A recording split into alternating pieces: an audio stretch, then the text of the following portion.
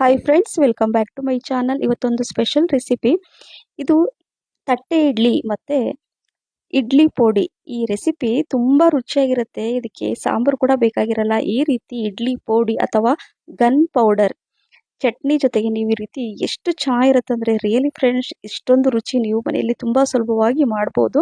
ಈ gun powder ಇದ್ಬಿಟ್ರೆ ಸಾಕು, ಈ ರೀತಿ ಇಡ್ಲಿ ದಿನಾ ತಿಂದರೂ ಕೂಡ ನಿಮ್ಗೆ ಬೇಜಾರಾಗಲ್ಲ, ಅಷ್ಟೊಂದು ರುಚಿಯಾಗಿರುತ್ತೆ. ತುಂಬ ಸುಲಭವಾಗಿ ಮನೇಲಿ ನೀವು ಮಾಡಿ ತಿಂಗಳುಗಟ್ಟಲೆ ಇದನ್ನು ಉಪಯೋಗಿಸ್ಬೋದು. ಮೊದಲು ನಾನು ಇಲ್ಲಿ ತಟ್ಟೆ ಇಡ್ಲಿಗೆ ಯಾವ ರೀತಿ ಪ್ರಿಪೇರ್ ಮಾಡಬೇಕು ಅಂತ ತೋರಿಸ್ತೀನಿ. 2 ಕಪ್ಪಷ್ಟು ಇಲ್ಲಿ ಇಡ್ಲಿ ರೈಸನ್ನು ಹಾಕ್ಕೊಂಡಿದ್ದೀನಿ. ಹಾಗೆ ಎಷ್ಟು 2 ಕಪ್ ಇಡ್ಲಿ ರೈಸ್ ಹಾಕೊಂಡ್ರೆ 2 ಗ್ಲಾಸ್ ಅಷ್ಟು, ಅರ್ಧ ಗ್ಲಾಸ್ ಅಷ್ಟು ಉದ್ದಿನ ಬೇಳೆ, 4 ರಿಂದ 5 ಟೀ ಸ್ಪೂನ್ ಅಷ್ಟು ಸಾಬುದಾನ, ಅರ್ಧ ಟೀ ಸ್ಪೂನ್ ಅಷ್ಟು ಅಥವಾ 1/4 ಟೀ ಸ್ಪೂನ್ ಅಷ್ಟು ನೀವು ಮೆಂತೆ ಕಾಳನ್ನ ಹಾಕೊಂಡು ಇದನ್ನ ನೀಟಾಗಿ 2 ರಿಂದ 3 ಟೈಮ್ ನೀಟಾಗಿ ತೊಳ್ಕೊಬೇಕು. ನೋಡಿ, ಈ ರೀತಿಯಾಗಿ ಇರುತ್ತೆ ನೀರು. ಇದನ್ನೆಲ್ಲ ತೊಳೆದ್ಮೇಲೆ ಈ ತರ ಇರಬೇಕು. ಅವಾಗ ಏನಾಗುತ್ತೆ, ಇಡ್ಲಿ ತುಂಬಾ ಸಾಫ್ಟ್ ಆಗಿ ಮತ್ತೆ ಕಲರ್ ತುಂಬಾ ಚೆನ್ನಾಗಿ ಬರುತ್ತೆ, ವೈಟ್ ಕಲರ್ ಬರುತ್ತೆ. ಹಾಗಾಗಿ ಅಕ್ಕಿ ಚೆನ್ನಾಗಿ ತೊಳ್ಕೊಂಡು ನೀರು ಹಾಕಿ ಇಟ್ಬಿಡಿ. ಈಗ ರುಬ್ಬಕ್ಕಿಂತ ಅರ್ಧ ಗಂಟೆ ಮುಂಚೆ 2 ಮುಷ್ಟಿಯಷ್ಟು ಅಥವಾ ಒಂದು ಅರ್ಧ ಕಪ್ಪಷ್ಟು, ಅರ್ಧ ಕಪ್ಪು ಸಾಕು, ಜಾಸ್ತಿ ಬೇಡ, ಅವಲಕ್ಕಿನ ತೊಳೆದ್ಬಿಟ್ಟು ನಾನು ನೆನೆಸ್ತಾ ಇದ್ದೀನಿ. ನೋಡಿ, ಸೊ ಈ ಅವಲಕ್ಕಿ ಹಾಕೋದ್ರಿಂದ ಇಡ್ಲಿ ತುಂಬಾ ಸಾಫ್ಟ್ ಆಗಿ ಬರುತ್ತೆ. ಮತ್ತೆ ಈ ಸಾಬುದಾನ ಹಾಕೋದ್ರಿಂದ ಕಲರ್ ವೈಟ್ ತುಂಬಾ ಚೆನ್ನಾಗಿ ಬರುತ್ತೆ. ಹಾಗಾಗಿ ಯಾವುದನ್ನು ಸ್ಕಿಪ್ ಮಾಡಬೇಡಿ. ಈಗ 5 ರಿಂದ 6 ಗಂಟೆ ಅಥವಾ 7 ರಿಂದ 8 ಗಂಟೆ ಎಷ್ಟು ನೆನೆಸ್ತೀವಲ್ಲ ಅಕ್ಕಿ ತುಂಬಾ ಚೆನ್ನಾಗಿ ಬರುತ್ತೆ. ಸೊ ಹಾಗಾಗಿ ಅಕ್ಕಿ ಎಲ್ಲ ಚೆನ್ನಾಗಿ ನೆಂದಿದೆ. ಈಗ ಮಿಕ್ಸಿ ಜಾರಲ್ಲಿ ಹಾಕೊಂಡು ಸ್ವಲ್ಪ ನೆನೆಸಿಟ್ಟಿದ್ನಲ್ವಾ, ಸೊ ಆ ಅವಲಕ್ಕಿ ಕೂಡ ಇದ್ರಲ್ಲಿ ಹಾಕೊಂಡು ಇದನ್ನ ಫೈನ್ ಆಗಿ ರುಬ್ಕೊಳ್ತಾ ಇದ್ದೀನಿ. ಅದೇ ರೀತಿ ಉಳಿದಿರುವಂತಹ ಅಕ್ಕಿ ಮತ್ತೆ ಈ ಅವಲಕ್ಕಿ ಸ್ವಲ್ಪ ನೀರು ಕೂಡ ಹಾಕೊಂಡು ಸ್ವಲ್ಪ ಇಡ್ಲಿ ಅದಕ್ಕೆ ಇದನ್ನ ರುಬ್ಕೋಬೇಕು. ತುಂಬಾ ನೀರೆಲ್ಲ ಹಾಕೊಳಕ್ ಹೋಗ್ಬೇಡಿ, ಯಾಕಂದ್ರೆ ದೋಸೆ ಬ್ಯಾಟರ್ ಬೇರೆ ಆಗುತ್ತೆ, ಇಡ್ಲಿ ಬ್ಯಾಟರ್ ಸ್ವಲ್ಪ ಗಟ್ಟಿಯಾಗಿ ಇರಬೇಕು. ಸೊ ಹಾಗಾಗಿ ನೋಡಿ, ಉಳಿದಿರೋದೆಲ್ಲ ಹಾಕೊಂಡು ನಾನು ಈ ರೀತಿಯಾಗಿ ರುಬ್ಕೊಂಡಿದ್ದೀನಿ. ನಂತರ ಇಲ್ಲಿ ಸ್ವಲ್ಪ ರಾಕ್ ಸಾಲ್ಟ್ ಹಾಕೊಂಡಿದ್ದೀನಿ, ನಾರ್ಮಲ್ ಸಾಲ್ಟ್ ಅಥವಾ ನೀವು ಯಾವುದು ಮನೆಯಲ್ಲಿ ಯೂಸ್ ಮಾಡ್ತೀರೋ ಆ ಉಪ್ಪನ್ನ ನೀವು ಹಾಕೊಳ್ಳಿ. ಸೊ ಈಗ ಇದನ್ನ ಚೆನ್ನಾಗಿ ಕೈಯಿಂದ ಕಲಸಿಬಿಟ್ಟು ಇದನ್ನ ಓವರ್ ನೈಟ್ ಇದನ್ನ ಮುಚ್ಚಿಟ್ಬಿಡ್ಬೇಕು. ಈಗ ಬೆಳಗ್ಗೆ ತೋರಿಸ್ತಾ ಇದೀನಿ ನೋಡಿ, ಈ ರೀತಿಯಾಗಿ ಹಿಟ್ಟು ಕರೆಕ್ಟಾಗಿ ಹುದುಗ್ ಬರಬೇಕು. ಅವಾಗ ಇಡ್ಲಿ ತುಂಬಾ ಚೆನ್ನಾಗಿ ಬರುತ್ತೆ. ಇದರಲ್ಲಿ ನಾನು ಕುಕಿಂಗ್ ಸೋಡಾ ಕೂಡ ಆ್ಯಡ್ ಮಾಡ್ತಾ ಇಲ್ಲ. ಸೊ ವಿತೌಟ್ ಕುಕಿಂಗ್ ಸೋಡಾ ಈ ಇಡ್ಲಿ ಮಾಡ್ತಾ ಇದ್ದೀನಿ. ಆದ್ರೆ ಸೂಪರ್ ಸಾಫ್ಟ್ ಹತ್ತಿ ತರ ಈ ತಟ್ಟೆ ಇಡ್ಲಿ ಇರುತ್ತೆ. ಸೈಡಲ್ಲಿ ಇಟ್ಕೊಂಡು ಗನ್ ಪೌಡರ್ ಮಾಡ್ಕೊಳ್ಳೋಣ. ಇಲ್ಲಿ ಒಂದು ಪ್ಯಾನ್ ಅಲ್ಲಿ 1 ಟೀ ಸ್ಪೂನ್ ಅಷ್ಟು ಎಣ್ಣೆ ಹಾಕೊಂಡು 1 ಕಪ್ ಅಷ್ಟು ಕಡಲೆಬೇಳೆ ಹಾಕೊಂಡಿದ್ದೀನಿ. ಸೊ ಚನಾ ದಾಲ್, ಸೊ ಇದನ್ನ ಹಾಕೊಂಡು ಲೋ ಫ್ಲೇಮಲ್ಲೇ ಕಲರ್ ಚೇಂಜ್ ಆಗೋ ತನಕ ಇದನ್ನ ಹುರ್ಕೋಬೇಕು. ಜಾಸ್ತಿ ಎಣ್ಣೆ ಕೂಡ ಹಾಕೋಬೇಡಿ, ಯಾಕಂದ್ರೆ ನಾವು ತುಂಬಾ ದಿನ ಸ್ಟೋರ್ ಮಾಡ್ಬೇಕಾಗತ್ತಲ್ವಾ. ಸೊ ಹಾಗಾಗಿ ಕಡಲೆಬೇಳೆ ಎಷ್ಟು ಹಾಕಿದೀವಲ್ವಾ ಅಷ್ಟೇ ಇಲ್ಲಿ ನಾನು ಉದ್ದಿನ ಬೇಳೆ ಊರದ್ ದಾಲನ್ನ ಹಾಕೊಂತಾ ಇದ್ದೀನಿ. ಸೇಮ್ ಕ್ವಾಂಟಿಟಿಲಿ ಹಾಕೋಬೇಕು. ಹಾಕೊಂಡು ಲೋ ಫ್ಲೇಮಲ್ಲಿ ಇದನ್ನ ಹುರ್ಕೋಬೇಕು. 2 ರಿಂದ 3 ಟೀ ಸ್ಪೂನ್ ಅಷ್ಟು ತೊಗರಿ ಬೇಳೆ, toor dal 2 to 3 tea spoon ಅಷ್ಟು ಮಾತ್ರ ಹಾಕೊಳ್ಳಿ, ಜಾಸ್ತಿ ಬೇಡ. ಸೊ ಇದನ್ನ ಹಾಕೊಂಡು ಸಿಮ್ಮಲ್ಲೇ ಇದನ್ನ ಕಲರ್ ಚೇಂಜ್ ಆಗೋ ತನಕ ಈ ತರ ಫ್ರೈ ಮಾಡ್ಕೋಬೇಕಾಗತ್ತೆ. ಹೈ ಫ್ಲೇಮಲ್ಲಿ ಇಟ್ಟು ನೀವು ಹುರಿದ್ಬಿಟ್ರೆ ಅಷ್ಟು ರುಚಿ ಬರಲ್ಲ. ಕಡಲೆಬೇಳೆ ಎಷ್ಟು ಹಾಕಿರ್ತೀರಲ್ವಾ ಅದ್ರ ಅರ್ಧದಷ್ಟು ಬಿಳಿ ಎಳ್ಳು ಹಾಕೋಬೇಕು, ವೈಟ್ ಸೆಸಮೆ. ಇದನ್ನ ಹಾಕೊಳ್ಳೋದ್ರಿಂದ ತುಂಬಾ ರುಚಿಯಾಗಿರುತ್ತೆ. ನಾನು ನಿಮ್ಗೆ ಹೇಳಿದೆ, ಯಾವುದು ಕೂಡ ಸ್ಕಿಪ್ ಮಾಡಬೇಡಿ. ಸೊ ಇದನ್ನ ಎಲ್ಲ ಹಾಕೊಂಡು ನೀಟಾಗಿ ನಿಧಾನಕ್ಕೆ ಒಂದು 10 ರಿಂದ 15 ನಿಮಿಷ ಲೋ ಫ್ಲೇಮಲ್ಲಿ ಇದನ್ನ ಫ್ರೈ ಮಾಡ್ಕೋಬೇಕು. ಇದು ತುಂಬಾ ಚೆನ್ನಾಗಿ ಪರಿಮಳ ಬರುತ್ತೆ. ಸೊ ಹಾಗಾಗಿ ಆದಷ್ಟು ಪೇಷನ್ಸ್ ಇಟ್ಕೊಂಡು ಇದನ್ನ ನೀಟಾಗಿ ಇದನ್ನ ಹುರ್ಕೋಬೇಕು. ಸೊ ನೋಡಿ, ಸ್ವಲ್ಪ ಕಲರ್ ಚೇಂಜ್ ಆದ್ಮೇಲೆ ಅರ್ಧ ಕಪ್ ಅಷ್ಟು ಡ್ರೈ ಕೊಕೊನಟ್ ಅನ್ನ ಹಾಕೋಬೇಕಾಗತ್ತೆ. ಒಣ ಕೊಬ್ಬರಿ ತುರ್ದ್ಬಿಟ್ಟು ಇಟ್ಕೊಂಡಿದ್ದೆ, ಅದನ್ನ ಹಾಕೊಳ್ಳಿ.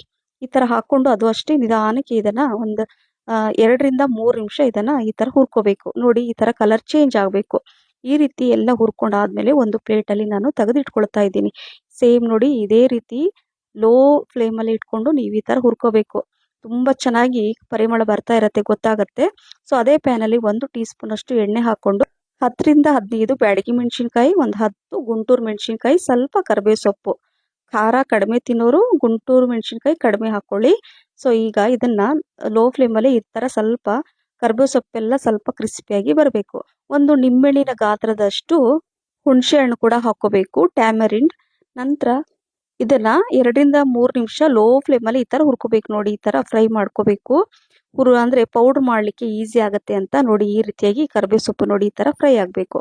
ಈಗ ಇದನ್ನ ಒಂದು ಪ್ಲೇಟ್ ಅಲ್ಲಿ ತೆಗೆದಿಡ್ತಾ ಇದ್ದೀನಿ, ಯಾಕಂದ್ರೆ ಇದು ತಣ್ಣಗಾದ್ಮೇಲೆ ಮಿಕ್ಸಿ ಜಾರಲ್ಲಿ ಹಾಕೋಬೇಕಾಗತ್ತೆ. ಅಷ್ಟರಲ್ಲಿ ಇದೇನು ಕಡಲೆ ಬೇಳೆ ಉದ್ದಿನ ಬೇಳೆ ಎಲ್ಲ ಹುರಿದಿಟ್ಟಿದ್ವಲ್ವ, ಅದು ಕೂಡ ಸ್ವಲ್ಪ ತಣ್ಣಗಾಗಿರುತ್ತೆ. ಮೊದಲು ನಾ ಇದನ್ನ ತಣ್ಣಗಾದ್ಮೇಲೆ ಫಸ್ಟ್ ಇದನ್ನ ನಾನು ಮಿಕ್ಸಿ ಜಾರಲ್ಲಿ ಹಾಕೊಳ್ತೀನಿ.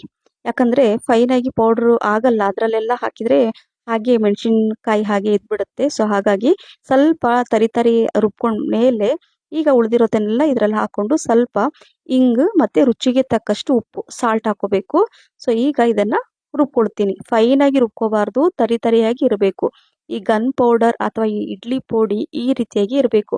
ಫೈನಾಗಿ ರುಬ್ಬಿಟ್ರೆ ಹಿಟ್ಟು ಥರ ಅಷ್ಟು ಚೆನ್ನಾಗಿ ಬರಲ್ಲ. ಸೊ ಹಾಗಾಗಿ ನಾನು ಹೇಳಿದ ರೀತಿಯಲ್ಲಿ ನೀವು ಮಾಡಿ ತುಂಬ ಚೆನ್ನಾಗಿರುತ್ತೆ. ಏನಂದರೆ ಈ ಮಿಕ್ಸಿ ಜಾರ್ ಓಪನ್ ಮಾಡಿದ ತಕ್ಷಣ ಎಂಥ ಚೆನ್ನಾಗಿ ಪರಿಮಳ ಬಂತು ಅಂದರೆ ರಿಯಲಿ ನನಗಂತೂ ತುಂಬಾ ಇಷ್ಟ ಆಯಿತು. ಮನೆಯಲ್ಲಿ ಎಲ್ಲರಿಗೂ ಅಷ್ಟೇ ಏನು ಎಷ್ಟು ಚೆನ್ನಾಗಿ ವಾಸನೆ ಬರ್ತಾ ಇದೆಯಲ್ಲ ಅಂತ ಹೇಳ್ತಾ ಇದ್ರು. ಸೊ ಈಗ ಇದು ರೆಡಿಯಾಗಿದೆ ಅಲ್ವಾ ಗನ್ ಪೌಡರ್, ಅದನ್ನು ಸೈಡಲ್ಲಿ ಇಟ್ಕೊಂಡು ನಾನಿಲ್ಲಿ ತಟ್ಟೆ ಇಡ್ಲಿನ ಮಾಡ್ಕೊಳ್ತಾ ಇದ್ದೀನಿ. ಇಲ್ಲಿ 4 ತಟ್ಟೆ ಇದೆ.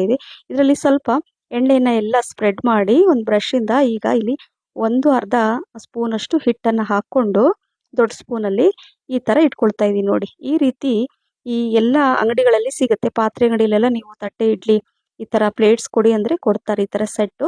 ಸೊ ನೋಡಿ, ಈ ಥರ ನೀವು ಮನೆಯಲ್ಲೇ ತುಂಬ ಸುಲಭವಾಗಿ ಹೋಟೆಲ್ಗಿಂತಲೂ ರುಚಿಯಾಗಿ ಹೈಜಿನಿಕ್ ಆಗಿ ನೀವು ಈ ರೀತಿಯಾಗಿ ಮಾಡ್ಕೋಬೋದು. ಈಗ ನೀರು ಬಿಸಿಯಾಗಿದೆ ನೋಡಿ, ಇದರಲ್ಲಿ ಹಾಕ್ಬಿಟ್ಟು ಇದನ್ನು ಸ್ಟೀಮ್ ಮಾಡಲಿಕ್ಕೆ ಇಡ್ತಾ ಇದ್ದೀನಿ. ಈ ರೀತಿ ಇಟ್ಬಿಟ್ಟು ಒಂದು 15ರಿಂದ 20 ನಿಮಿಷ ಮೀಡಿಯಂ ಫ್ಲೇಮಲ್ಲಿ ಇಟ್ಬಿಡಿ. ಸೊ ಅವಾಗ ಕರೆಕ್ಟಾಗಿ ಇದು ಸ್ಟೀಮ್ ಆಗಿರುತ್ತೆ. ಸೊ ನೋಡಿ, ಈ ಥರ ಆಗುತ್ತೆ. ತಟ್ಟೆ ಇಡ್ಲಿ ಕೂಡ ರೆಡಿ ಆಯಿತು ನೋಡಿ. ಈಗ ನಿಮಗೆ ತೋರಿಸ್ತಾ ಇದ್ದೀನಿ, ತುಂಬ ಬಿಸಿ ಇದೆ. ಸೊ ಈಗ ನೋಡ್ಲಿಕ್ಕೆ ಕೂಡ ಎಷ್ಟು ಚೆನ್ನಾಗಿ ಕಲರ್ ನೋಡಿ, ಎಷ್ಟು ಚೆನ್ನಾಗಿ ಬಂದಿದೆ. ತುಂಬ ವೈಟ್ ಕಲರ್, ಹಂಗೆ ಮಲ್ಲಿಗೆ ಥರ ಇದೆ. ಸೊ ನೋಡಿ, ಯಾವ ಸ್ಪೂನ್ ಬೇಡ ಏನು ಬೇಡ, ಕೈಯಿಂದ ಜಸ್ಟ್ ಟಚ್ ಮಾಡಿದರೆ ಎಷ್ಟು ಚೆನ್ನಾಗಿ ಬರ್ತಾ ಇದೆ. ನೋಡಿದ್ರಲ್ಲ, ಪ್ಲೇಟಲ್ಲಿ ಕೂಡ ಒಂಚೂರು ಸ್ಟಿಕ್ ಆಗಿಲ್ಲ. ಸೊ ನೋಡ್ತಾ ಇದ್ದೀರಲ್ಲ ಎಷ್ಟು ಚೆನ್ನಾಗಿ ಸಾಫ್ಟ್ ಆಗಿದೆ, ಹತ್ತಿ ಥರ ಇದೆ. ನಿಮ್ಗೆ ನೋಡ್ತಾನೆ ಗೊತ್ತಾಗಿರ್ಬೋದು ಅದು ಎಷ್ಟು ಸಾಫ್ಟ್ ಇದೆ ಅಂತ. ರುಚಿ ಮಾತ್ರ ರಿಯಲಿ ಫ್ರೆಂಡ್ಸ್ ತುಂಬ ಚೆನ್ನಾಗಿದೆ. ಸೊ ಹಾಗಾಗಿ ಕೆಲವೊಂದ್ಸಲ ನೀವು ವಾರಕ್ಕೆ 2ರಿಂದ 3 ಟೈಮ್ ಅಂತೂ ನೀವು ಮಾಡಿ ತಿಂತೀರಾ, ಯಾಕಂದರೆ ಇದು ಅಷ್ಟೊಂದು ರುಚಿಯಾಗಿರುತ್ತೆ. ಸೊ ಎಲ್ಲ ಪ್ಲೇಟಲ್ಲಿರುವಂತಹ ಈ ಇಡ್ಲಿ ನಾನು ತೆಗೆದ್ಬಿಟ್ಟು ಇಟ್ಕೊಂಡಿದ್ದೀನಿ. ಸೊ ಬಿಸಿ ಬಿಸಿ ಈ ಇಡ್ಲಿ ಕೂಡ ರೆಡಿಯಾಗಿದೆ. ಹಾಗೆ ಗನ್ ಪೌಡರ್ ಜೊತೆ ಇಡ್ಲಿ ನೀವು ಎಷ್ಟು ತಿಂತೀರ ಅಂತಾನೆ ಗೊತ್ತಾಗಲ್ಲ, ತುಂಬಾ ರುಚಿಯಾಗಿರುತ್ತೆ. ಸೊ ಇದು ಎಲ್ಲರ ಫೇವ್ರೆಟ್ ರೆಸಿಪಿ ಆಗೋದಂತೂ ಗ್ಯಾರಂಟಿ, ಯಾಕಂದರೆ ಇದು ಅಷ್ಟೊಂದು ರುಚಿಯಾಗಿತ್ತು. ಮಕ್ಕಳು ಕೂಡ ಇಷ್ಟ ಆಗುತ್ತೆ, ಮತ್ತು ಮನೆಯವರು ಎಲ್ಲರಿಗೂ ಇಷ್ಟವಾಗುವಂತಹ ಈ ಬ್ರೇಕ್ಫಾಸ್ಟ್ ಮತ್ತು ಲಂಚ್ ಬಾಕ್ಸ್ ರೆಸಿಪಿ ಅಂತ ಹೇಳ್ಬೋದು. ಈಗ ಇದರಲ್ಲಿ ಸ್ವಲ್ಪ ಈ ಥರ ತುಪ್ಪ ಹಾಕೊಂಡ್ಬಿಟ್ಟು ಈ ಗನ್ ಪೌಡರ್ ಅಥವಾ ಇಡ್ಲಿ ಪುಡಿನ ಈ ಥರ ಹಾಕೋಬೇಕು ನೋಡಿ. ಈ ಥರ ಹಾಕ್ಬಿಟ್ರೆ ಇದಕ್ಕೆ ಯಾವ ಸಾಂಬಾರು ಕೂಡ ಬೇಕಾಗಿಲ್ಲ. ಇದು ಅಷ್ಟೊಂದು ರುಚಿ ಇರುತ್ತೆ, ಬಾಯಲ್ಲಿ ಇಟ್ಟರೆ ಸಾಕು ಅಷ್ಟೊಂದು ರುಚಿ ಅಂತ ಹೇಳ್ಬೋದು. ಮತ್ತು ಸ್ವಲ್ಪ ಇದಕ್ಕೆ ತುಪ್ಪ ಬೇಕಾಗತ್ತೆ, ತುಪ್ಪ ಇದ್ರೇ ತುಂಬ ಚೆನ್ನಾಗಿರುತ್ತೆ. ಹಾಗೆ ಇಲ್ಲಿ ನಾನು ಕೊಕೊನಟ್ ಚಟ್ನಿ ಮತ್ತು ರೆಡ್ ಚಟ್ನಿ ಕೂಡ ನಾನು ಮಾಡಿಟ್ಕೊಂಡಿದ್ದೀನಿ. ಅದ್ರ ಜೊತೆ ಇದನ್ನು ತಿಂತಾ ಇದ್ರೆ ರಿಯಲಿ ಅದ್ಭುತವಾದ ರುಚಿ.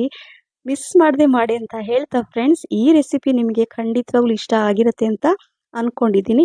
ಇಷ್ಟ ಆಗಿದ್ದರೆ ಲೈಕ್, ಶೇರ್, ಕಮೆಂಟ್ಸ್ ಮತ್ತು ಸಬ್ಸ್ಕ್ರೈಬ್ ಮಾಡೋದನ್ನು ಮರಿಬೇಡಿ. ನಿಮ್ಮ ಫ್ರೆಂಡ್ಸ್ ಮತ್ತು ಫ್ಯಾಮಿಲಿ ಕೂಡ ಶೇರ್ ಮಾಡಿ. ಹಾಗೆ ನನ್ನ ಫೇಸ್ಬುಕ್ ಪೇಜ್ ಹೊಸಬ್ರು ನೋಡ್ತಾ ಇದ್ರೆ ದಯವಿಟ್ಟು ಫಾಲೋ ಮಾಡಿ.